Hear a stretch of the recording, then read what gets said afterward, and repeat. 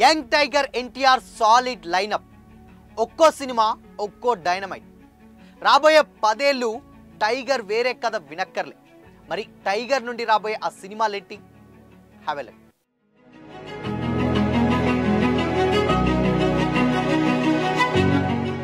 Hi hello, welcome to Disha TV. Young tiger NTR garu తరువాత రాబోయేటువంటి solid lineup చూస్తే ఒక్కోసారి మైండ్ బ్లోయింగ్ అవుతుంది ఎన్టీఆర్ గారి ఫ్యాన్స్కి.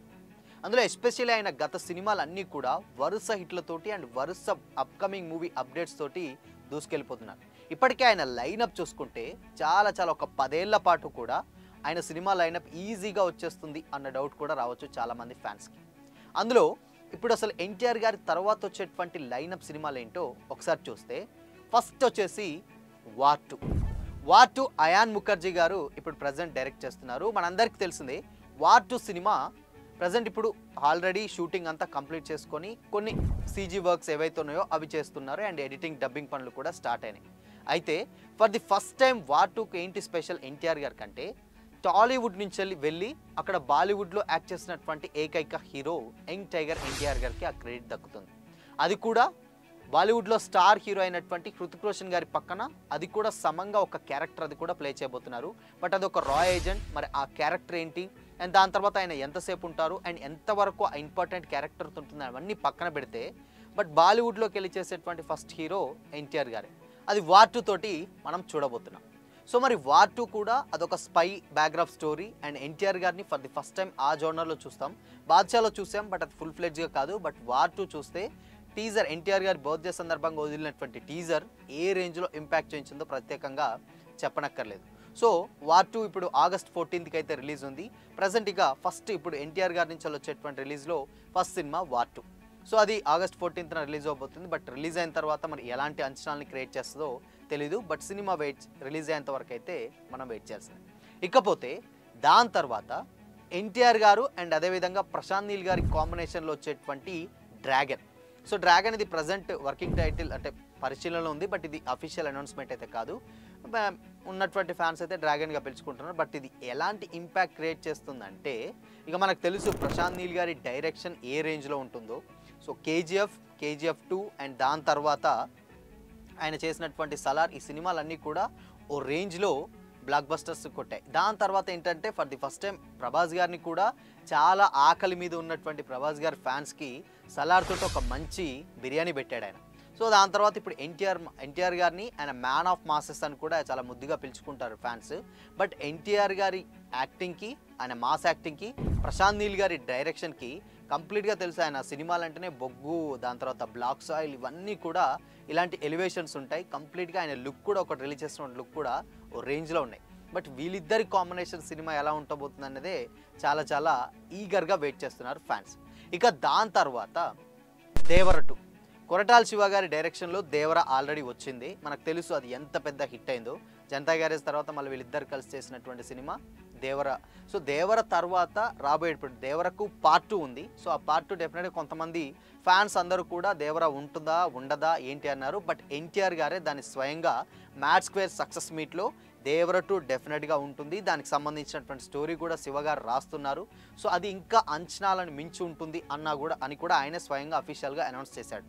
ఇన్ఫ్యాక్ట్ ఎప్పుడైనా కానీ ఒక ముద్ర ఉండేది, రాజమౌళి గారి డైరెక్షన్లో తీసినటువంటి ఒక హీరోకి తర్వాత సినిమా డెఫినెట్గా ఒక ఫ్లాపే. సో ఆ ఫ్లాప్ని తట్టుకున్న దాని తర్వాత మళ్ళీ హిట్లు పడతాయి. బట్ అలాంటి రికార్డ్ ఎవరు బ్రేక్ చేయలేదన్న కామెంట్స్ కూడా ఉన్నాయి. బట్ అది for the first time young tiger NTR గారు ఆ రికార్డ్ని బ్రేక్ చేశారు. RRR తర్వాత మళ్ళీ దేవరని అదే రేంజ్లో హిట్ ఇచ్చి సో ఆ రికార్డ్ని చెరిపివేసిన one and only hero young tiger NTR garu. So దేవర 2 కూడా సో ఆయన కథ రాస్తున్నారు ఎన్టీఆర్ గారి కోసం. దాని తర్వాత వేరే దానికి సంబంధించినటువంటి పోస్ట్ ప్రొడక్షన్స్ ఇవన్నీ కూడా బ్యాక్గ్రౌండ్ వర్క్ అయితే జరుగుతుంది. ఎనీ టైం కూడా దేవర 2 అనౌన్స్మెంట్ అయితే రావచ్చు. ఇకపోతే ఆల్రెడీ సేమ్ అదే మ్యాడ్ 2 సక్సెస్ మీట్లో ఎన్టీఆర్ గారే చెప్పినటువంటి సినిమా ఎన్టీఆర్ గారు అండ్ నెల్సన్ దిలీప్ కుమార్ గారి సినిమా.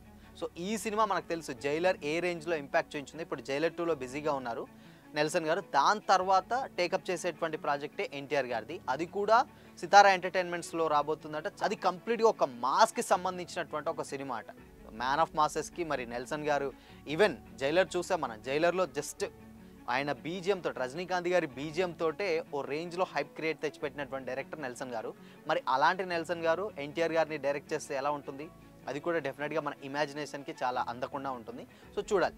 ఇకపోతే మరొక్కసారి అంటే ఎన్టీఆర్ గారి స్టోరీలో కొత్తగా ఇంకొకటి యాడ్ అయింది. అదే ఎన్టీఆర్ గారు అండ్ అదేవిధంగా త్రివిక్రమ్ శ్రీనివాస్ గారి కాంబినేషన్లో వచ్చేటువంటి ఒక సినిమా. ఎన్టీఆర్ గారు త్రివిక్రమ్ గారు ఏంటి అని చాలామందికి డౌట్ రావచ్చు. మనకు తెలుసు ఆల్రెడీ పుష్ప 2 తర్వాత త్రివిక్రమ్ గారితో చేయవలసింది అల్లు అర్జున్ గారు. బట్ కాకపోతే అక్కడ అనూహ్యంగా ఆయన అట్లీ గారికి ఓకే చెప్పడం, దాని తర్వాత ఆ సినిమాకు చాలా టైం పట్టడం. సో అనూహ్యంగా ఈ సబ్జెక్ట్ ఇప్పుడు ఎన్టీఆర్ గారికి వెళ్ళిందట. సో ఎన్టీఆర్ గారు ఇందులో కుమారస్వామి సంబంధించినటువంటి ఒక దేవుడికి మైథాలజీకి ఏదైతే ఉందో ఇప్పుడున్నటువంటి జనరేషన్కి కుమారస్వామి మీద జరిగేటువంటి ఒక స్టోరీనే త్రివిక్రమ్ గారు అండ్ ఎన్టీఆర్ గారి కాంబినేషన్లో వచ్చేటువంటి సినిమా.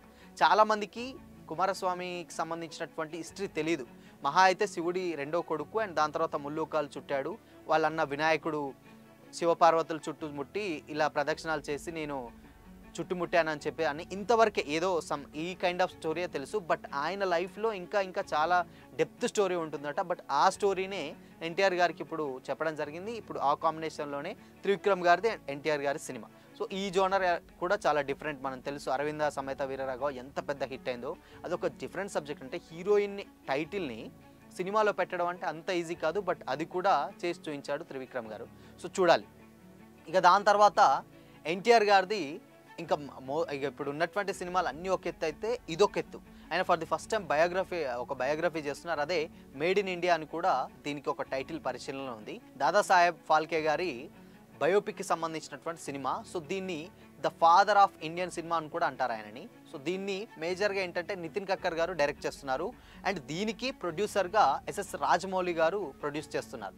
సో తెలుసు మనకు ఆయన డైరెక్షన్లోనే కాదు ప్రొడ్యూసింగ్లో కూడా ఎన్టీఆర్ గారిని బాగా చేస్తున్నారు కాబట్టి సో చూడాలి. మరి వేరే ఈ సినిమాలన్నీ కూడా కంప్లీట్గా ఓ రేంజ్లో ఎక్స్పెక్టేషన్స్లో ఉన్నటువంటి సినిమా. మేజర్గా మేడ్ ఇన్ ఇండియా వచ్చేసి, సో మేడ్ ఇన్ ఇండియా అనేది జస్ట్ వర్కింగ్ టైటిల్, బట్ అది అఫీషియలా కాదా అనేది తెలియదు. కానీ అటు ఒక పక్క అమీర్ ఖాన్ కూడా ఈ జోనర్లోనే నటిస్తున్నారన్న టాక్ కూడా ఉంది, బట్ అది తెలియదు. మొత్తానికైతే మాత్రం దాదాసాహెబ్ ఫాల్కే గారి సినిమాలో ఎన్టీఆర్ గారు కంప్లీట్గా ఉంటున్నారు అన్న టాక్ కూడా వినిపిస్తుంది. బట్ ఇవన్నీ అయిపోయిన తర్వాత లాస్ట్కు అవన్నీ ఉంటుందన్నమాట. సో ఈ లైనప్ చూస్తే డెఫినెట్గా ఇంకొక 10 ఏళ్ల వరకు కూడా ఎన్టీఆర్ గారు వెనక్కి తిరిగి చూసుకోవాల్సిన అవసరం లేదు. ఎందుకంటే ఆ లైనప్ అలా ఉంది. సో ఏ సినిమాకు అట్లీస్ట్ ఒక 2 years లేకపోతే 1 year వేసుకున్నా కానీ ఈజీగా 10 years అయిపోతుంది.